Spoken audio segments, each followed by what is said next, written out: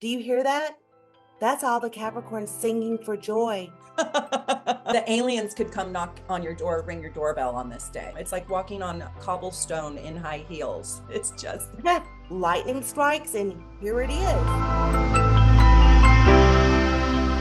Hi everyone, it's Meredith, your evolutionary astrologer with the amazing Connie Joe. How are you, everybody? We are so excited to bring you this video because we're going to talk all about the transits in January, and there is so many big things happening. Yes. It's exciting and it's complex and it's rich and it's deep and it's also kind of challenging. So we want you to be prepared. And Connie Joe and I are bringing you this video with the best days and also the worst days for all 12 signs. But first, we're going to dive in week by week with the transits and what they're going to bring to the table. And then we'll talk about which days are the very best days for you. So you can prepare and you can plan. Bring it on. Everybody should get on Connie Joe's calendar. She is an amazing reader. I have to tell you, over 100 people, when I was looking for a team to build, applied to be a reader at Soul Navigation. I'm not taking anybody.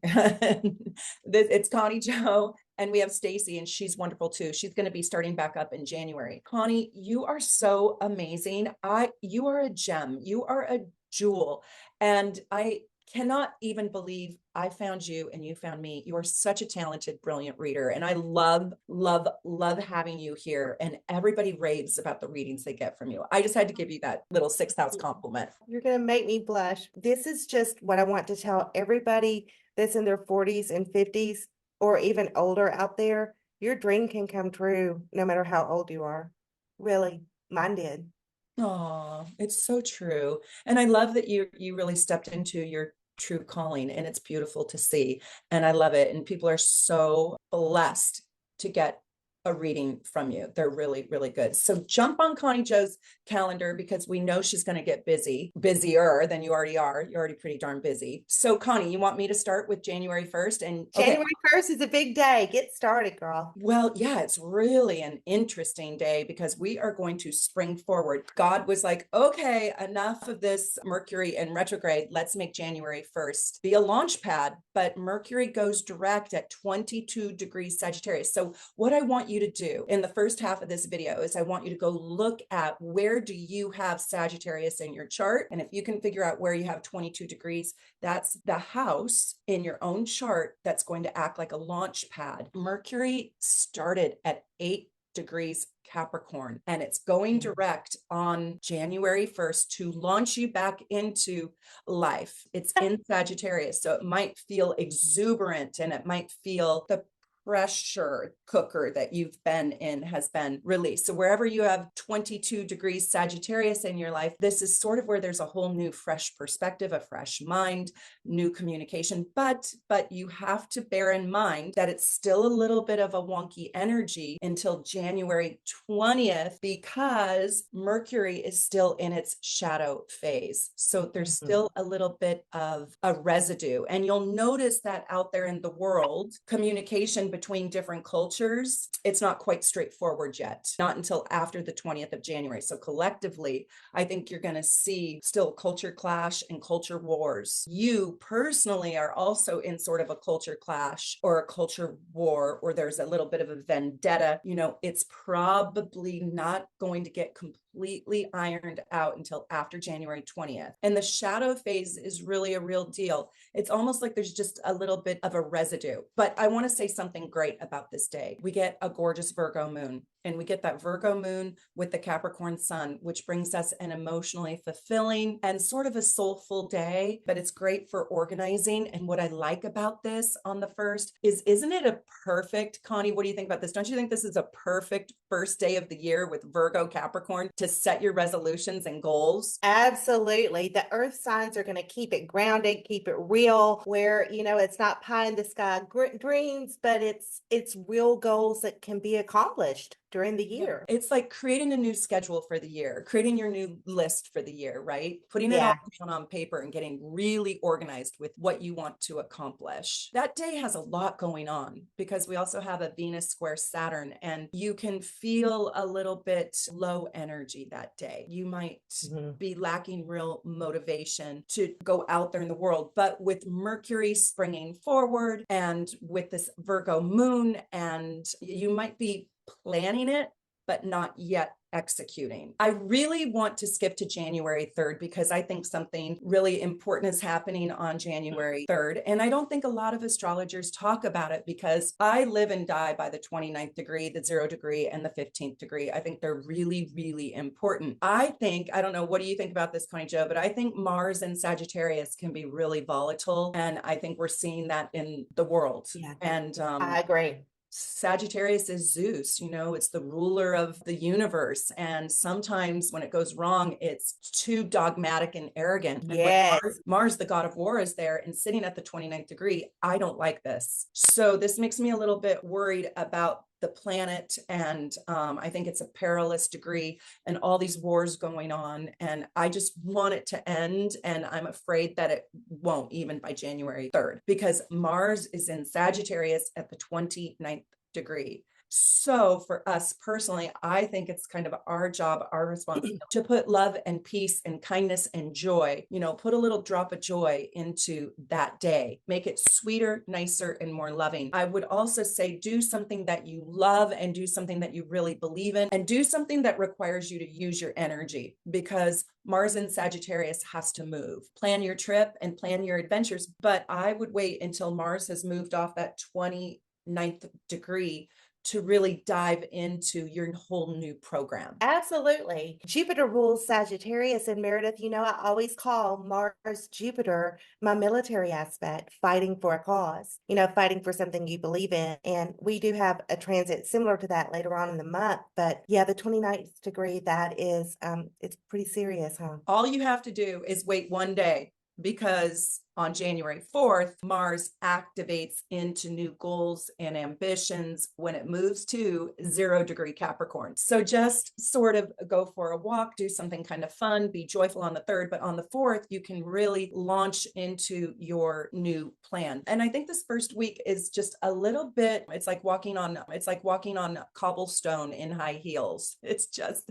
cobblestone in high heels. It's just when you walk on cobblestone in high heels, you have to pay attention to where you're walking, right? You can totally break your ankle. On the 4th of January, it's great to really, really put yourself into action, put that list into action, but still stay a little bit grounded and centered and still keep your senses about you, because Mercury is in that shadow. We still have Pluto hovering at that gosh darn 29th degree of Capricorn. Yeah. It moves into Aquarius one more time. So when does that end? When does this 29th degree Pluto, you can see it in the world. I mean, the world is just a mess. It is just god awful. I can't even turn on the news or look at the pictures. I don't dare click on a link that says, the Middle East in photos. Like, it's so painful. I do look, but it's soul crushing. It ends around the 20th of January. So we have a little bit of time, cleaning up this mess. Okay, so I just want to finish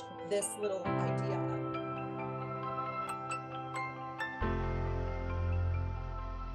I believe the next transit is on the 8th, and this is Mercury making a square to Neptune. So we have Mercury at 25 degrees, I believe, of Sagittarius squaring Neptune at 25 degrees of Pisces. I'm not crazy about Mercury square Neptune. This brings a lot of misunderstandings. It can bring distorted thinking, a lack of clarity, and even bring in psychic vampires. It's like, if you have one of those beautiful, sweet personalities that people tend to take advantage of anyway, really be careful for the scammers around this time of year. People will just take advantage with Mercury making that square to Neptune, because we get out of focus. It's like we don't have the clarity that we have when this square isn't happening. And it's also a day not to make business deals. Don't sign any documents of importance on this day, on the 8th. Stay away from things that you need to be completely focused on, that you need your thinking to be really straight. Don't try to do your taxes this day. Enjoy some music. That's very Neptunian, and Mercury won't care, even if it's square it. Enjoy some music, enjoy some time, maybe by yourself, because it is a day where people misunderstand each other. They just simply, the wires get crossed. Neptune makes its cloudiness, nebulousness known, and things just are misunderstood. I love that. I think it's really, really fascinating because I also think in a very discreet way, this puts people on defense. So it's so sensitive. So Yeah. that Neptune makes Mercury really, really sensitive. Let's say I'm telling a story about myself, and it truly is about myself, but you're listening to my story that I'm telling you about myself, but all of a sudden I take it the wrong way. Yeah, you take it the wrong way and you think I'm actually really giving you subliminal messaging. And I'm not. I'm totally Yes. not. And then our relationship blows up and blah, blah, blah. It's kind of in a weird way. It's I like how you said psychic vampires. It kind of makes everybody extra sensitive and play defense because they feel too much. You know, I hate to say this, Meredith, but I feel like I'm supposed to bring this out. So I'm going to conspiracy theories. Yes. You know, this is that kind of day when everybody is plotting against me. That's a conspiracy theory. That didn't really happen. This isn't really what's happening. It's like there's just not really clarity in things. And I think conspiracy theories comes out even more because Mercury is in Sagittarius. Yeah. So everybody thinks they're right. So this is where you Mhm. check the facts. And Yeah. oh my gosh, Connie, I have to tell this story. This is Okay. hilarious. This could be Mercury square Neptune. On my Instagram, which by the way, I would love everybody to go follow me on my Instagram, but on my Instagram, I have now there's like almost 80 people that have stolen my identity, and they've done, my account is at soul_navigation, and they've done like at soul with 2 L's underscore navigation, or 2 I's, or a dot, or a line at the end, or soul navigation Yeah. one. Well, this guy from Nigeria, not joking, I have it on there. You got to go check it out. This guy from Nigeria left his picture, left his own name, and linked my account. He kept his own link up. It says, follow me, Soul Navigation. This is my truthful account. And it takes you to his family in Nigeria. What the hell? He's so dumb. I'm sorry. Can you say dipshit? Yeah. But Wow. that's like the scammer who Mhm. also, the scammer isn't bright enough underneath this aspect to even do it right, because you can't see. It's like you rob the house, but you're on the Ring camera. Yeah, that's a good point. Even the scammers have a hard time being who they are with Mercury making that square to Neptune. So I wrote him a real nasty gram. He deserved it. I had to scare him. Okay.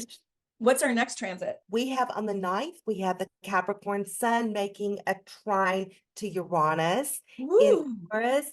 And I love this energy, y'all, because this gives you this open-mindedness that you didn't have before. It's like all of a sudden you feel a little bit more willing to take chances. It's not exactly rebellious. It's like your sun is willing to go places that it wasn't willing to go to before, because Uranus gives it that energy. You can do something different. You can do something adventurous. You can think out of the box. You can do that. It's like it gives you this, you can do it energy that may not have even been there before.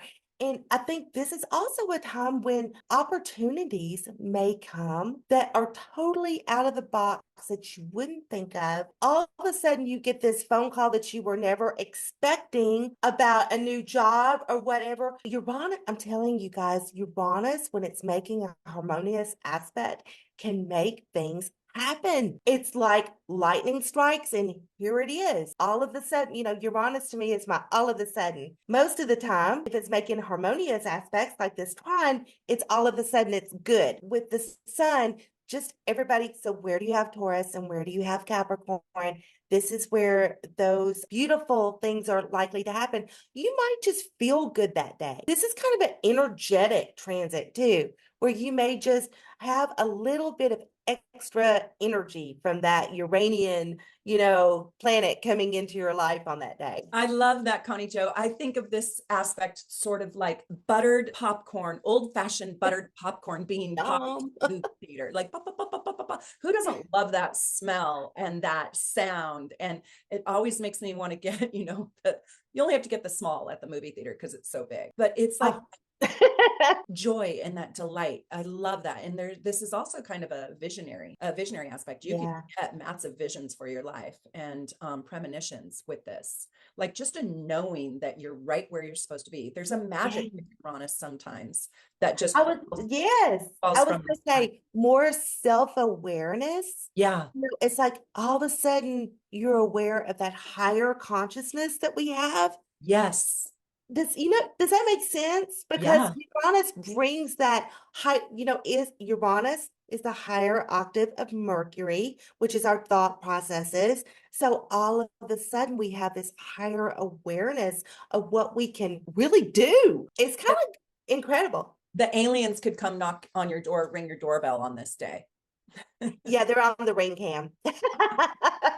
We have a All whole right. month we got to get through, Connie. Okay, the new moon on the 11th, 20 degrees of Capricorn. I just want to say Capricorn is all about achievement, goals, ambitions. Capricorns are hardworking, it's climbing the mountain, getting to where you want to go, status, all of these things. So because it's a new moon, this is a good time, if you didn't do it on the 1st, the dates Meredith was talking about, to reassess your goals for 2024 on this new moon, or at least for the rest of January and February. A good time for goal setting, making plans to put all of your ambitions into action somehow. It does make a trine to Uranus. This new energy comes in where it's giving us that opportunity to make changes where we don't have to be quite so Capricorn, where we can put just a little bit of rebelliousness in the mix it up a little bit, make things a little bit different, think outside the box a little bit more, be a little more innovative in our thinking. And there's one more but. This new moon squares the nodes in Aries and Libra, the South Node in Libra and the North Node in Aries. I have to be honest, y'all. I even talked to Meredith a little bit about this aspect of the new moon before we got started. It just is not a feel good aspect when you have that square to the nodes, because you're being pulled back to that South Node, the familiar, what feels good when you need to be propelled forward toward that North Node and the higher self, the higher good. This new moon is really kind of like the grab bag. People can make this energy better, but I would really, really highly suggest that everybody manifest on this new moon. And if you guys don't know how to do that, I have a video called Do This on Every New Moon, and go watch that whole video and get your crystal, get your list, because you're going to manifest for the whole rest of the year with this new moon. And Yes. this moon is exciting, but it's tricky. And so for the collective, I think when that new moon is square to the nodes, we're pulled between the past and the future. Yeah. And half of the world, probably in a tempting way, wants us to go back to archaic ways of relating to one another. Why? Because it's a Libra South Node. And then the other half of the world wants us to be trailblazers and create new paths and create new life force energy out there in the world, blazing new trails, being a maverick, going towards the future, and discarding old ways of being and relating to one another. This is a relationship access. I think you're going to see that we're really torn in half right now. And so we need everybody to manifest for the collective peace and love and beauty, and to be courageous enough to be in our wisdom and to create life that's, I think, good for all people, Don't you think it's interesting too that the new moon in Capricorn with Pluto at 29 degrees of Capricorn is making a trine to Uranus, ruling Aquarius, and later in this month, Pluto will move into Aquarius. It's almost like it's already stepping us up into the Uranian energy a little bit. Do you feel that? Because I really think that is part of this, especially with the nodes and and I don't want to go too deeply into the nodes, but Libra calling for harmony, but then on the other hand, Aries is calling for change and it wants to fight the battle. However, this might be in your personal life, look for where Capricorn is and also Libra and Aries and where it makes that square, because that's kind of where you're going to feel the push and pull of this. And as Mary was talking about the collective, we need to definitely manifest love as a whole, for sure. I think this is going to be a really big day. All the way up to the 11th, I think, has a lot of mixed energy and volatility. And I believe that free will is bigger than fate. So Yeah, me remember, you're too. co-creating with the universe. You can make this day extraordinary, harness that Uranian energy, harness that Aries North node energy, Yeah. where you blaze a new trail that's going to improve or advance life. The moon and the sun scoring the nodes is really tough. I want to take a quick opportunity here because I got a brand new report. It's called the Vertex report. And it's not just the Vertex, but I did a whole series on the Vertex and it was so great. But it also talks pretty deeply about the aspects that are in your own chart to your own nodes. So it talks about your own nodal axis and then the aspects to it. And it also talks about your signs on the angles. This is my brand new chart and it's flying off the shelf and it is so good, Connie. I have to send you yours. You will love it. Yes. Happy birthday to me. Please send me mine. I was just about to say something. Happy birthday to you. Okay. What day is your birthday? Is it a good transit day? It's pretty good transit day. We'll get to it. And Yeah. by the way, I just did my cardinal signs video. So I really want everybody to go watch that video. I put so much into it. It is so deep. It is so intense. I did the cardinal signs, I did the fixed signs, and I did the mutable signs. And it's a different take on how cardinal energy works in your chart. And you don't even need to have a planet in one of those signs to watch that video because you all have all 4 cardinal signs in your chart working somewhere. And this is on the cardinal axis. So Yeah, it this is. is Libra and Aries and Capricorn. And Cancer's not in the mix right now, but that's the 4th cardinal sign. So Right. do you have the Capricorn and the Libra and the Aries in your chart? Because that's where this discord is. That's where you have this pull, where you might be sucked into the vacuum of doing relationships or relating to people in these old archaic ways that are not helpful for you anymore, where you're supposed to get more independent in a way and blaze new trails into that Aries energy. Yeah. But with the new moon, it kind of makes you feel stuck and on the fence. Mayor, I think that sometimes people forget that Libra and Cancer are cardinal signs. I mean, when you say Capricorn or Aries, I think they get it immediately. But Cancer and Libra as cardinal signs, I think people sometimes forget that Absolutely. and I don't know why. Maybe it's because Libra is ruled by Venus and because they're ruled by feminine. Yeah, the benefic planets. Yes. Well, I go deep into that and I even kind of address that a little bit, but just to give a little snippet, and then I hope everybody will go watch that video because it is just so important. And I haven't found anybody who kind of goes that deep into what are the cardinal signs doing in your own chart. But wherever you have Cancer, you are just like Aries, but on the emotional plane. That's how forceful and ferocious. So think of the black mama bear, Cancer energy, and you cannot rip a bear. You can't rip a bear away from its little baby cub. There's no way. And they make Aries, look passive, the black mama bear. But then Libra is that person on the relationship plane. Totally. I am totally catching on here. I love it. But I just think that they get left out a little bit. Yeah, they get overlooked. Yeah. Because you can see the power of an Aries just walking into the room. You can. And Capricorn in a way as well. Yeah, the executive but any Cancer you meet, there's a black bear living inside of them. Oh, and no kidding. Try telling a Libra that you don't love them anymore. Not this girl. No, I totally see where you're going with that this year. This is going to be a good year, y'all. This is kind of the time around where you're going to start to see.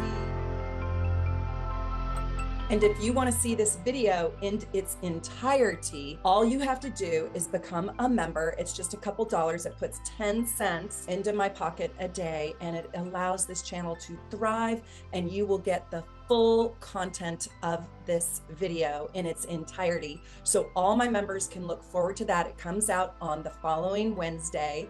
But if you're not a member, I hope that there's enough in this video to give you a good idea of what's going on. But I just know that you will love the extended content because we go into so much more than just what you're hearing right now. The January 18th, I think, is a good day too. And that is the Happy Birthday Connie Day, right? Yeah. Oh, happy birthday to you. I'll sing to you. I'll sing to you on the 18th. Okay, that sounds good. I like the 18th too, because we have another sextile. And you guys, those sextiles are just so sexy. They're exactly what they sound like. They are so good. Mercury sextiling Saturn. That doesn't sound fantastic, but it is. This is the day that you want to take your real estate exam. This is the day that you want to take your CPA exam, your medical boards. This is the day where your mind can have a big win. Go to the interview on that day. Yeah. Say it, Connie. Sing it.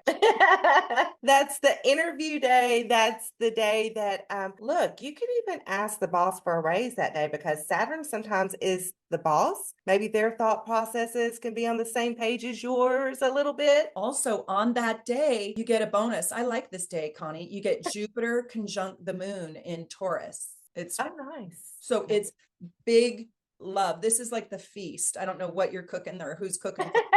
This is like the gourmet feast, right? Where it's just big love, big money, big food, big drinks, big time, big time. And so if you are a Taurus or if you are a Capricorn, I don't know, I'd play the lottery probably. I would take the bet on this one. This is a great day. So and if you are a water sign, this is really, really lovely too. This is a time when you really, like Connie said, you can win it at the interview. It's a day of personal advancement. What you're going to have a hard time doing, Connie, is probably on the 18th, you're going to have all this like desire and ambition. And I mean, it's definitely not a day. It's not going to be a birthday where you're just relaxing, doing nothing because this interview is too big. It's going to be a party. That sounds good.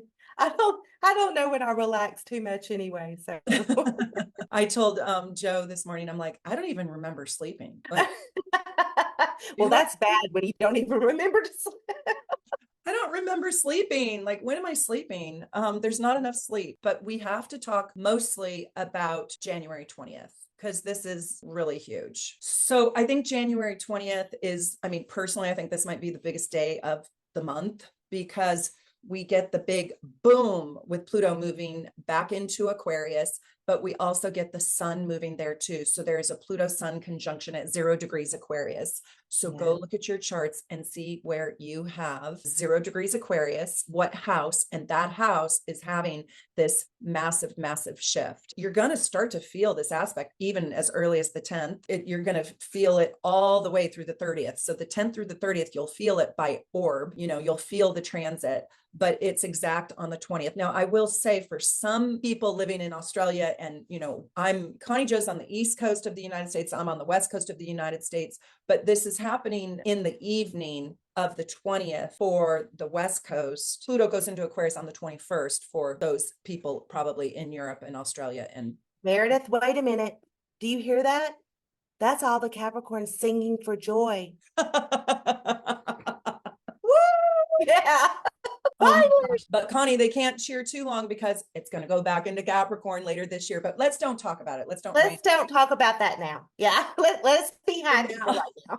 It's on the pendulum, and it's just toying with us. It's like we're the cat and it's the toy. But I think we're gonna really, really feel it. When Pluto moves to the next degree, when it ingresses into the next degree, you don't always feel it on that day because it takes so long for Pluto to even move 1 degree. But because the sun is moving there too, the sun illuminates that Pluto. Yeah, like that. And so I do think January 20th, you will actually feel this movement. I mean, I think you'll feel the earth shake beneath us. There may even be an earthquake. There may even be some sort of major weather shift happening on the January 20th and 21st.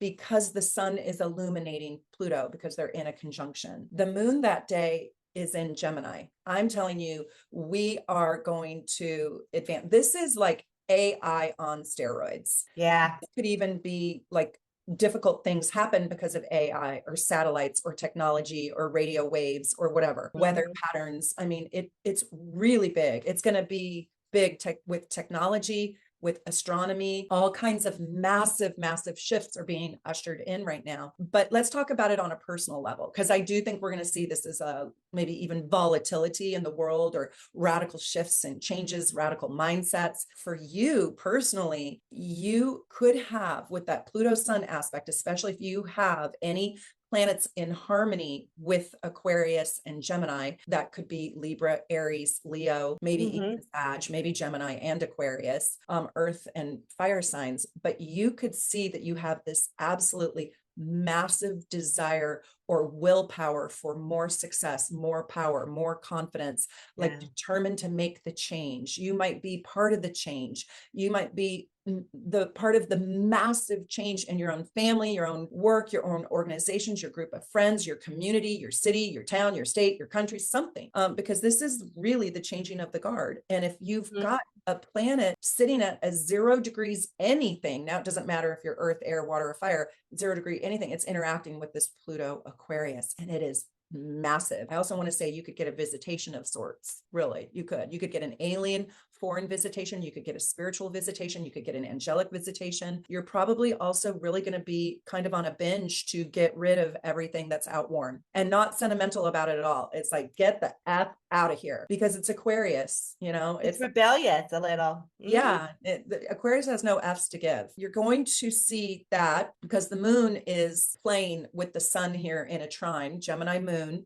You might want to reform your relationships. Your relationships could all upgrade. There's a deep transformation with Pluto on the sun to create deep change. And it could be around your relationship with your mom, with the women in your life, with just romance, your love and nurturing relationships. I want to say there's this other thing that's happening for anybody who has a 0 degree anything, or even within 10 degrees, if you want to talk about the orbs, up to 10 degrees will feel this for sure. Any sign, any planet. But if you are a fire or an air, it's extra. You get extra cheese on the spaghetti. It's really about reforming your whole life, reforming and transforming it, upgrading it. And one of the things that I see with the moon here is really learning how to let go of resentments, things that fill your heart up with negativity. It's a great time to let go of old emotional wounds, get objective about them, pull yourself out of the subjectivity and into the objectivity. That's what air signs do. You're going to start to reform and reshape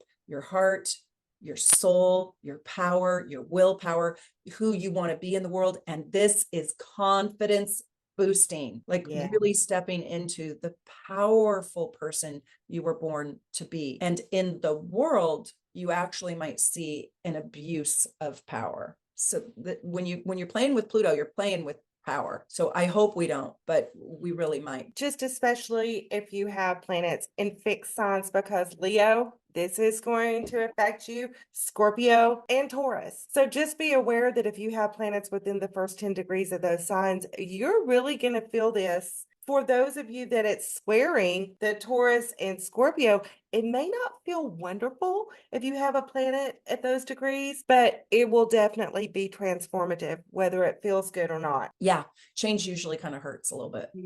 And then on the 25th, we have the full moon at 5 degrees of Leo. And it actually trines the north node, so it may feel just a little bit faded in a good way. Unlike the square that we had at the new moon, but it squares Jupiter. So when you have a full moon squaring Jupiter, it can get a little bit arrogant or blown out of proportion, or dare I say, things that you may have been arrogant about are outed.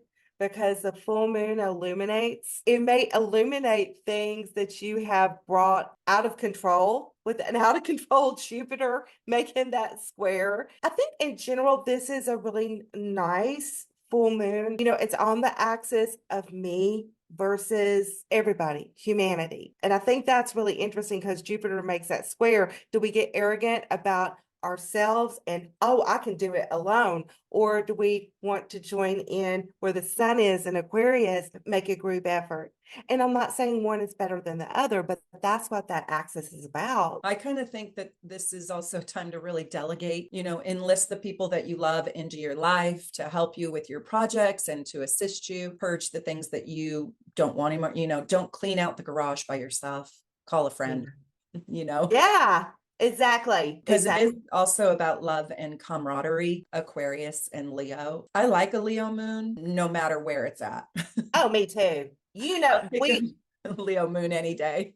I love Leo moons. With that square to Jupiter, just beware if you have a Leo moon natally, because I just feel like people will take care of that beautiful, I mean, not take care, take advantage of that beautiful Leo moon. I think I see more narcissism around that moon, not because you're the Leo moon, but because people take advantage of you. And when the moon's in Leo, it's funny, you're really good at seeing the secrets. You're really good at seeing the dark side because the sun rules the moon. So yes, it's interesting, right? The I sun love in it. Aquarius rules the moon in Leo. Yeah. And this infinity loop. So you really are going to have the light shined probably on a belief system or on a truth that you were unaware of. Somebody might come out of the closet and tell you the gosh darn truth about something. And don't be shocked. Just stand in Leo love and accept it. Yeah. I mean, I do think this is a time when secrets could be revealed that you never saw coming. And we